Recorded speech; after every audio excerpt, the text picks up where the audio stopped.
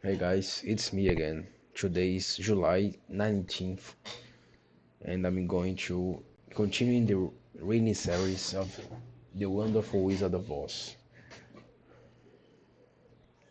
Let's see how Dorothy is going to survive in this new land where there are wizards, witches, and she's lost from her foster parents. Okay, let's go then. Chapter 3: How Dorothy Saved the Scarecrow.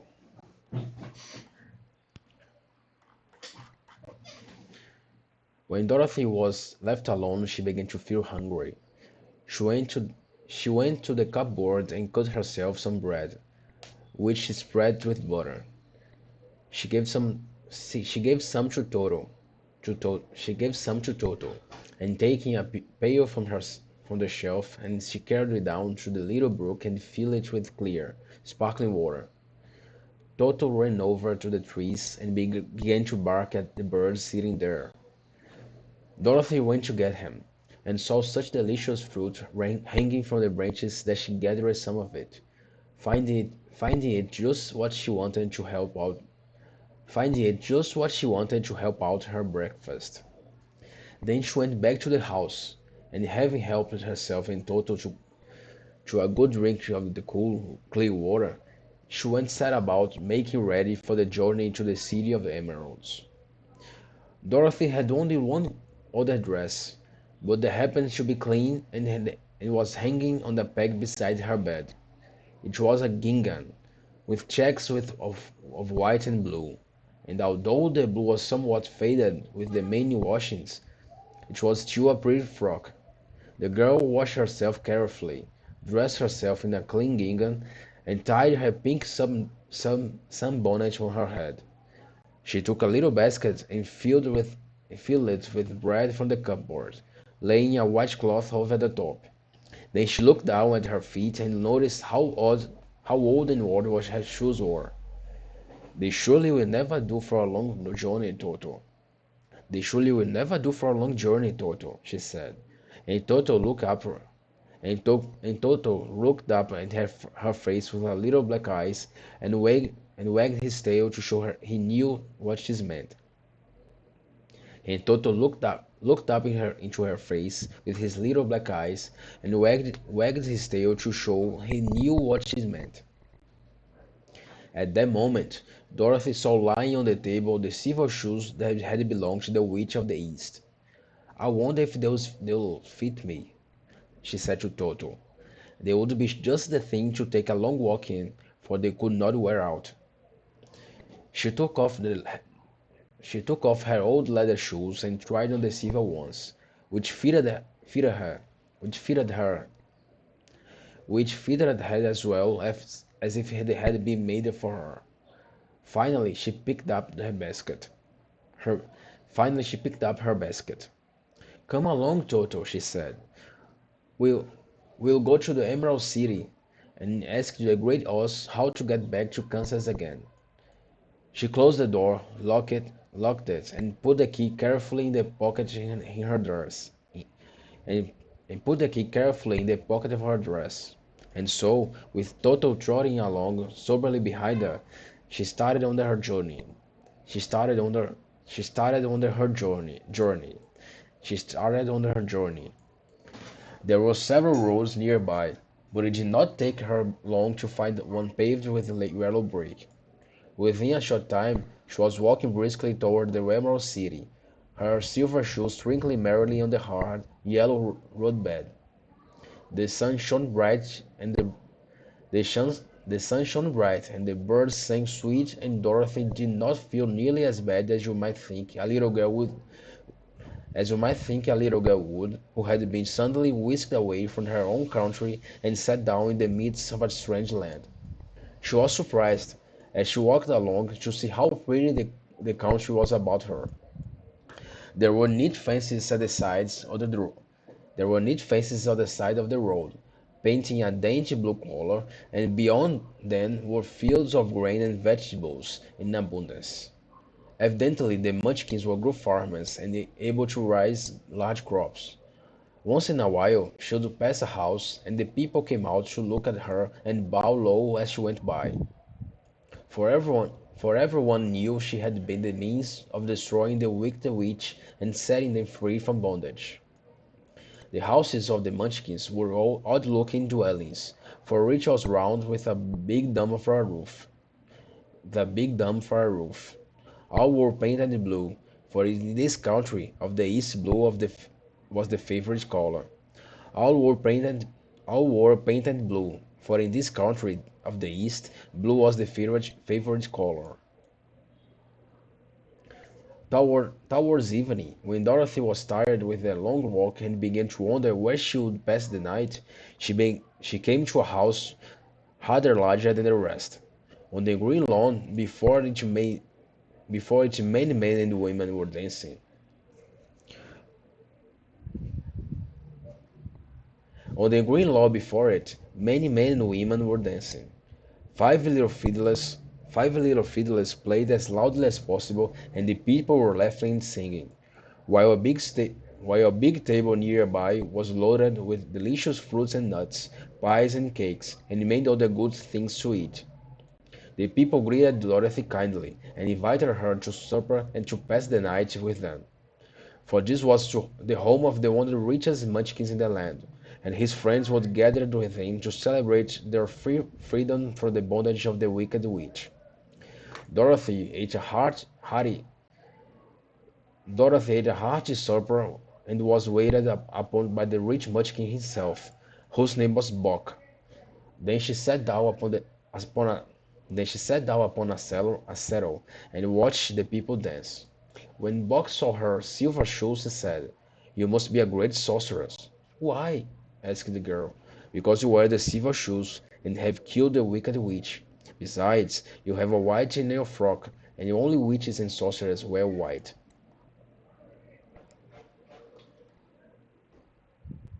"You must be a great sorceress." "My dress is blue and white checked," said Dorothy, smoothing out the wrinkles in it. "It is kind of you to wear that," said Bock. "Blue is the color of the Munchkins, and white is the witch color, so you know you are a friendly witch." Dorothy did not know what to say to this, for all the people seemed to think her a witch, and she knew very well she was only an ordinary little girl who had come by the chance of a cyclone into a strange land. When she had tried when she had tired watching the dancing, Bock led her into the house, where he gave her a room with a pretty bed in it. The sheets were made of blue cloth, and Dorothy slept soundly in them until morning, with Toto curled up on the blue rug beside her. She ate a hearty breakfast, and watched a wee Munchkin baby, who played with Toto and pulled his tail who- and pulled his tail and growled and laughed in a way that greatly amused Dorothy. Toto was a fine curiosity to all the people, for they had never seen a dog before. How far is it to the Emerald City?" the girl asked. "I do not know," answered answered Bob gravely, "for I have never been there. It is better for people to keep away from us, unless they have business with them. It is a long way to the Blue Emerald City, and you will take you many days. The country here is rich and pleasant, but you must pass through rough and dangerous places before you reach the end of your journey." This worried Dorothy a little, but she knew that only the great Oz could help her get to Kansas again. So she bravely resolved not to turn back. She bade her friends a goodbye, and again started along the road of yellow brick. When she had gone several miles, she thought she would stop to rest, and so climbed to the top of the fence beside the road and sat down. There was a great cornfield beyond the fence, and not far away she saw a scarecrow placed high on a pole to keep the birds from the ripe corn. Dorothy leaned her chin upon her hand. Dorothy leaned her chin up. Dorothy leaned her chin upon her hand. Dorothy leaned her chin upon her hand and gazed thoughtfully at the Scarecrow. Its head was a small sack stuffed with straw, with eyes, nose, and mouth painted on it to represent a face. An old, pointed blue hat that had belonged to some Munchkin was perched on his head, and the rest of the figure was a blue suit of clothes, worn and faded, which has also been stuffed with straw. On the feet were some old boots with blue tops, such as every man wore in this country, and the figure was raised above the stalks of corn by means of the pole stuck up its back. On the feet were on the feet were some old boots with blue tops, such as every man wore in this country, and the figure was raised above the stalks of corn by means of the poles stuck up its back. By means of the poles stuck up its back. While Dorothy was looking earnestly in the queer while Dorothy was looking earnestly in the queer painted face of the Scarecrow, she was surprised she was surprised to see one of the eyes slowly wink at her. She thought she must have been mistaken at first, for none of the Scarecrows in Kansas ever wink. But presently the figure nodded its head to her in a friendly way. Then she climbed down from the fence and walked up to it, while Toto ran around the pole and barked. "Good day," said the Scarecrow in a rather husky voice. "Did you speak?" asked the girl in wonder. "Certainly," answered the Scarecrow. "How do you do?" I'm pretty well, thank you," replied Dorothy politely. "How do you do?" "I'm not feeling well," said the Scarecrow with a smile, "for it's very tedious being perched up here night and day to scare away the crows." "Can't you get down?" asked Dorothy. "No, for this pole is stuck up my back. If you will please take away the pole, I shall be greatly obliged to you." Dorothy reached up both arms. Dorothy reached up both arms. Dorothy reached up both arms and lifted the figure off the pole, for being stuffed with straw was quite light. "Thank you very much," said the Scarecrow, when he had been set down on the ground. When when he had been set down on the ground. "I feel like a new man." Dorothy was puzzled at this, for it sounded queer to hear a stuffed man speak, and see him bow and walk along beside her. "Who are you?" asked the Scarecrow, when he had stretched himself and yawned. "And where are you going?" "My name is Dorothy," said the girl, "and I'm going to the Emerald City to ask the Great Oz to send me back to Kansas." "Where is the Emerald City?" he inquired. "And who is Oz?" "Why, don't you know?" she returned in surprise. "No, indeed, I don't know anything. You see, I am stuffed, so I have no brains at all," he answered sadly. "Oh," said Dorothy, "I'm awfully sorry for you."